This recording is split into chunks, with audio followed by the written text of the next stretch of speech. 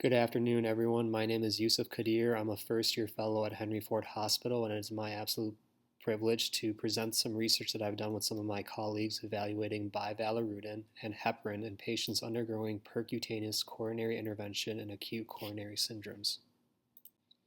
So, our objective was very simple. We wanted to systematically analyze various percutaneous coronary intervention outcomes comparing unfractionated heparin and bivalirudin.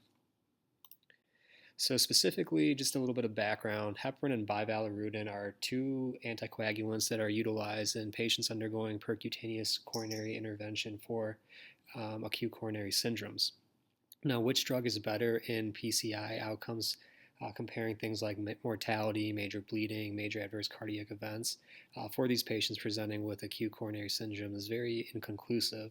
So, what we sought to do is we performed a meta analysis of 10 randomized controlled trials that sought to kind of address this question, which is better, bivalirudin or unfractionated heparin in patients undergoing percutaneous coronary intervention in the setting of ACS.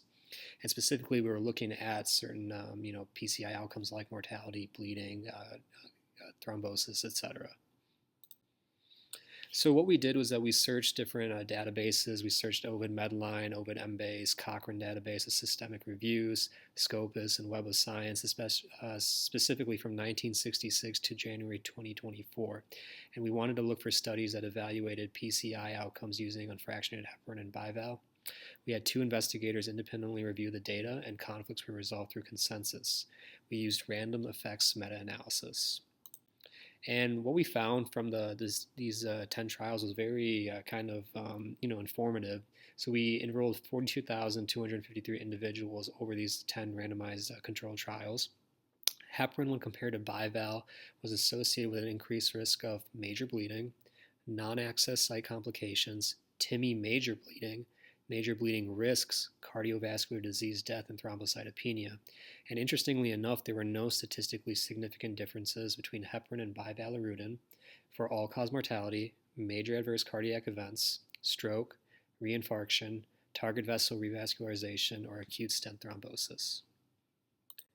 So what we found was that our present meta-analysis kind of demonstrates that bivalirudin reduces major bleeding when used for anticoagulation during percutaneous coronary intervention in patients who present with acute coronary syndromes, and it is also not associated with an increased risk of stent thrombosis or major adverse cardiac events. And this was kind of an informative, meta-analysis and systemic review because it might influence how we practice and treat patients going forward. Thank you for your time.